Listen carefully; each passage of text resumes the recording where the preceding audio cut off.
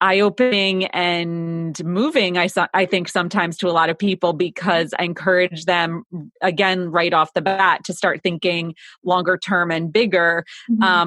Even for those of us like myself who are horrible at planning and like thinking big picture, I'm sort of impulsive. So me too. It does it does give us an opportunity to sort of think like, okay, what am I driving toward in the longer term?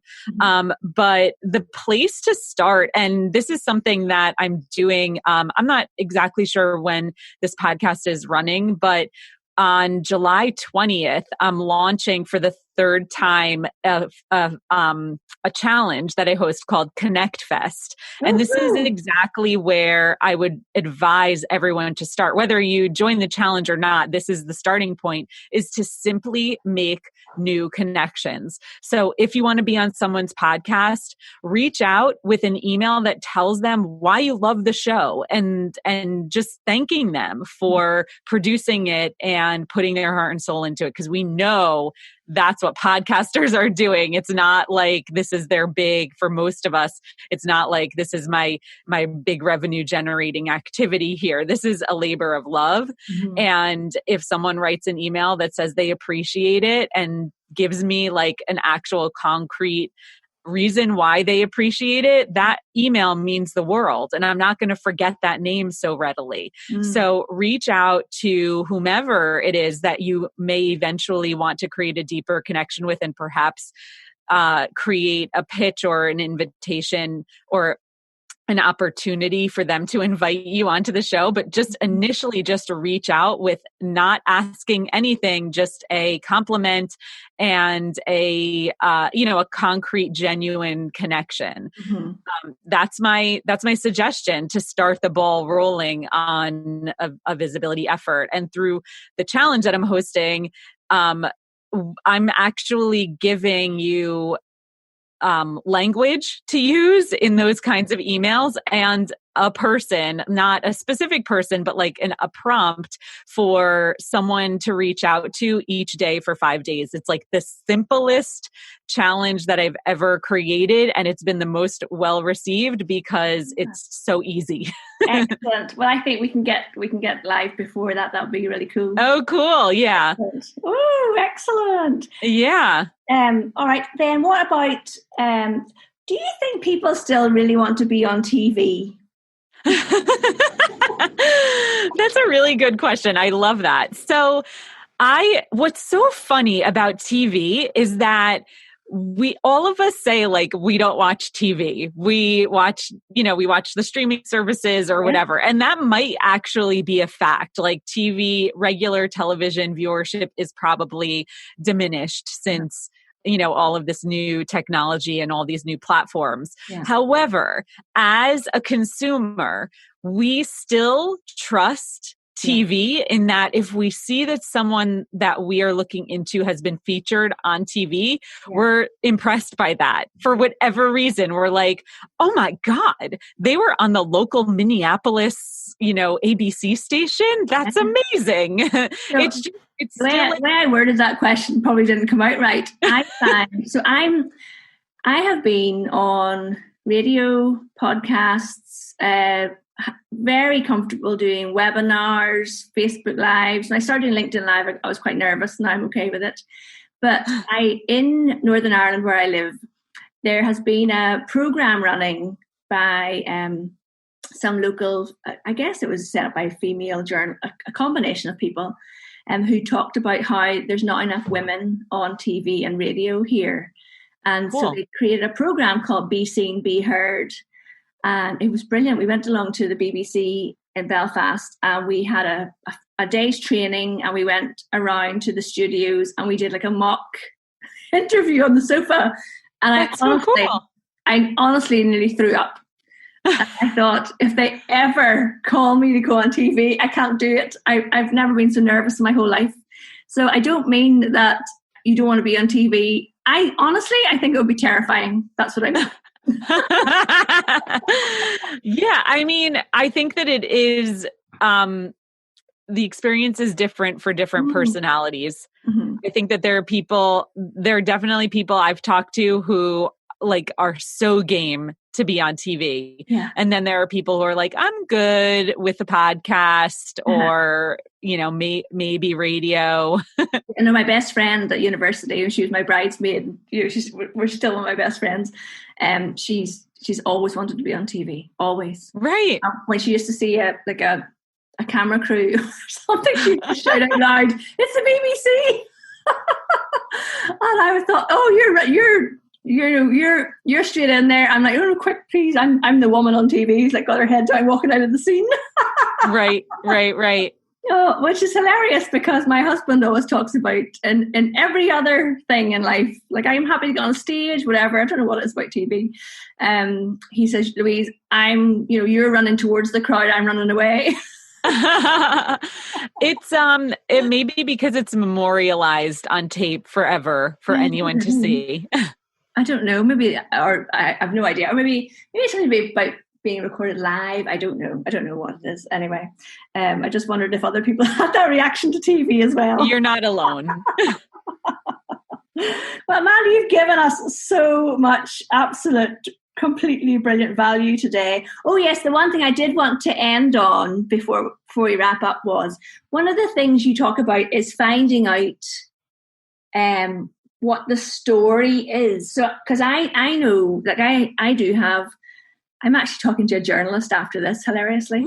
But it's about, I have some journalist connections, and they want to talk about going back to kids' activities after coronavirus and lockdown. So it's got nothing to do with my business. But it's fine. She's a lovely woman, and I'm delighted to be a resource for her. But oh gosh, forgot what I was going to say. Oh yes, the story. So I know that journalists, you can't just say, I've got this amazing business and I would really love you to write about me in your magazine or in your newspaper.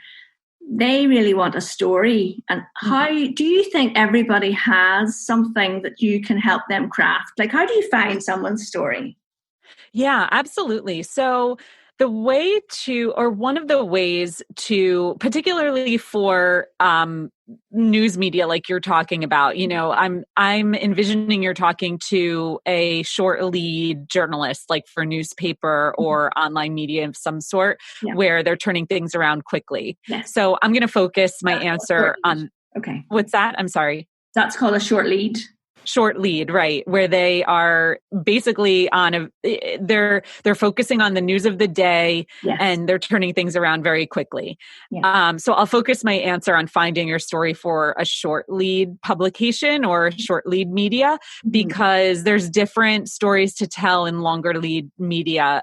Short lead is very much focused on the news the news of the day. So what I suggest is thinking about what you do in the context of how it relates to what's happening right now.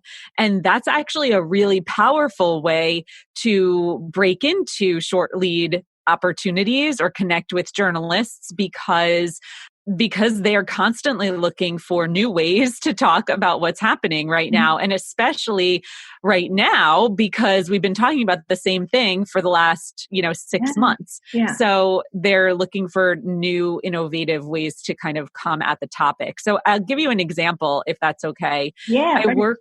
I work with a woman in our community named Blair Thielemeyer. Do you know Blair? I've heard of her, yes. Okay, she's amazing. Blair is the founder of the Pharmapreneur Academy, and she's a pharmacist who works with other pharmacists and brings them business advice for them to grow their pharmacy practice as individual, solo, or small businesses, entrepreneurs. And so she brings them sort of advice from the wider small business community that they've never before heard of in the pharmacy world. The thing that Blair and I have been working on is breaking her out of, we worked on her kind of intra-industry message, like for the pharmacy community, to alert them to the fact that like, hey, there's other opportunities for you outside the drugstore and out from behind that tall counter in the back where you've traditionally been trained to purvey your skills. You know, you can become a pharmacist consultant, and Blair can teach you how to start that business.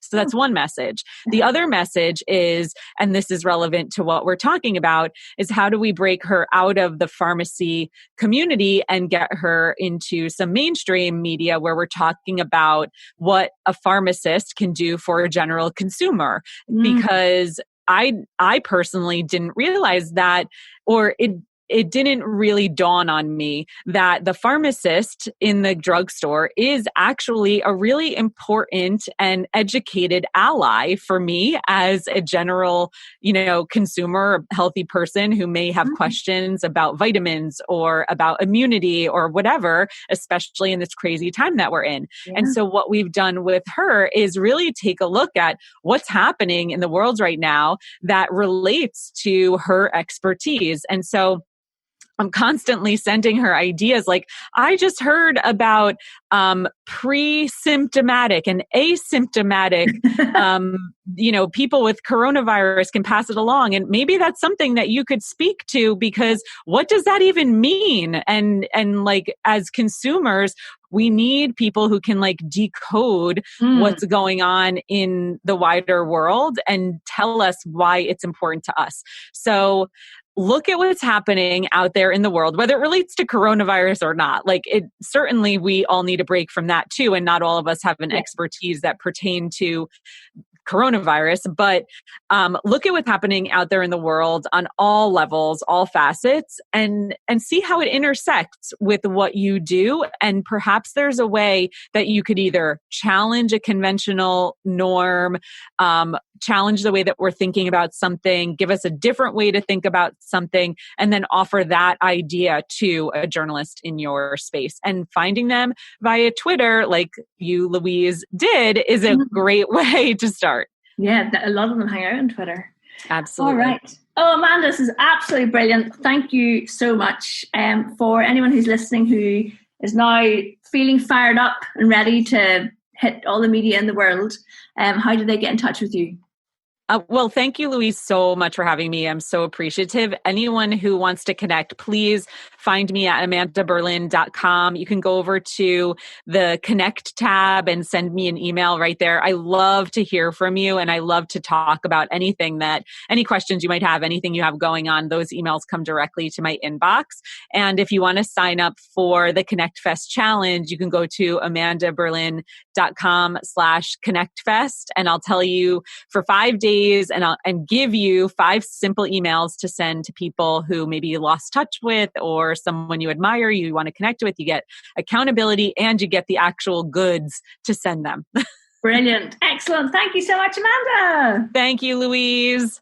Okay, well, that was really fun. Amanda is so inspirational. I love her business and I love her energy. We would love for you to join us actually on this Friday.